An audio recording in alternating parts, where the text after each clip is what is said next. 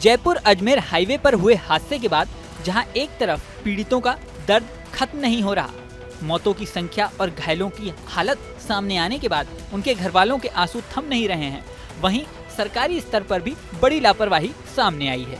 Media reports के अनुसार Jaipur Ajmer road पर हादसे के बाद NHAI की भी गलती का खुलासा हुआ है। NHAI के नियमों के अनुसार हाईवे पर हर 2 किलोमीटर पर कट होना चाहिए, लेकिन जिस हाईवे पर हादसा हुआ वहां 700 मीटर पर ही कट बना दिए गए हैं। दावा तो ये भी किया जा रहा है कि जहां हादसा हुआ वहां 13 किलोमीटर के अंदर 6 तिराहे, यू टर्न और चौराहे हैं। हाईवे पर ठिकरिया मोड़ से टोल तक 700 मीटर की दूरी पर 3 कट बने हैं। एक मीडिया रिपोर्ट में तो ये भी दावा किया गया है कि इतने बड़े हाईवे पर ट्रैफिक पुलिसकर्मी कभी कभी ही नजर आते हैं। सबसे बड़ी बात तो ये सामने आई है कि जिस कट पर हादसा हुआ उसे मार्च 2023 में ही बंद हो जाना चाहिए था। दरअसल ये कट नवंबर 2020 में रिंग रोड से आने और रिंग रोड के लिए जाने के लिए बनाया गया था। इसी के साथ क्लोवर लीफ का काम भी शुरू किया गया था। तय किया गया था कि क्लोवर लीफ बनते ही इस कट को बंद कर दिया जाएगा, लेकिन गलती ये हुई कि क्लोवर लीफ समय पर बंद ही नहीं हो सका। ऐसे में ये कट भी बंद नहीं किया जा सका। यहाँ तक कि हादसे के बाद कई स्थानीय लोगों ने ये बताया है कि उन्होंने कई बार इस कट को बंद करने की अपील भी प्रशासन से की थी। इस कट पर अक्सर छोटे मोटे हादसे होते रहते थे, जिससे स्थानीय लोग परेशान थे, लेकिन आज तक ये कट बंद नहीं किया जा सका। अब हादसे के बाद सरकारी अफसर एक दूसरे पर दोषारोपण कर रहे हैं। सवाल ये भी उठ रहा है कि जब कट बनाना ही था तो सड़क पर ऐसी जगह क्यों बनाया गया जहां सामने स्कूल था। दूसरा सवाल ये भी है कि जब कट बनाया ही था तो वहां पर साइन बोर्ड क्यों नहीं लगा था। इतने इम्पोर्टेंट कट पर ट्रैफिक लाइटें क्यों खराब हैं।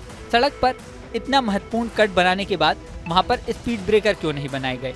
अगर इस सड़क पर दोनों तरफ स्पीड ब्रेकर होते तो शायद आज ये हादसा न होता। एक मीडिया रिपोर्ट में यह भी दावा किया गया है कि इस रोड से राजस्थान के डिप्टी CM भी आते जाते हैं। उनके घर से विधानसभा का रास्ता यहीं से होकर जाता है। वो खुद कई बार ट्रैफिक जाम में फंस चुके हैं, लेकिन इसके बाद भी इस हाईवे पर कोई सुधार नहीं हुआ। इस हादसे के बाद जयपुर हाईकोर्ट ने भी सवाल उठाया है कि लापरवाह दोषी अफसरों पर कार्रवाई क्यों नहीं होनी चाहिए। इस मामले में एक SIT भी गठित कर दी गई है जो जांच करके पूरी रिपोर्ट अधिकारियों को सौंपेगी। यहाँ आपको ये भी बता दें कि हादसे में जो टैंकर फटा उसके बारे में गेल इंडिया लिमिटेड के DGM सुशांत कुमार ने बताया है कि टक्कर के समय टैंकर के 5 नोजल टूट गए थे और करीब 18 टन गैस लीक हो गई थी। जब तक गैस जलती रही सड़क पर आग की लपटें उठती रहीं। यही नहीं, हादसे का धमाका करीब 10 किलोमीटर दूर तक सुनाई दिया था। मौके से करीब 3 मिनट 23 सेकंड तक आग की लपटें उठती रहीं। आग की लपटें 200 फीट से भी ऊपर उठी। यहाँ तक कि हवा में उड़ रहे पक्षी भी इस हादसे में जल गए। मरने वालों की संख्या 14 हो चुकी है। वहीं कई शव ऐसे हैं जिन्हें पहचाना नहीं जा सका है और DNA सैंपल से इनकी जांच की जा रही है। जांच में सामने आया है कि मृतकों में रिटायर्ड IAS अफसर करणी सिंह राठौर भी थे।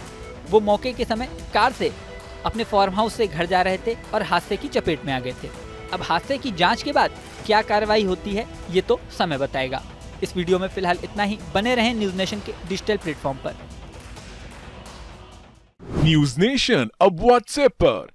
खबरों की ताजा अपडेट के लिए न्यूज नेशन के इस QR कोड को स्कैन करें।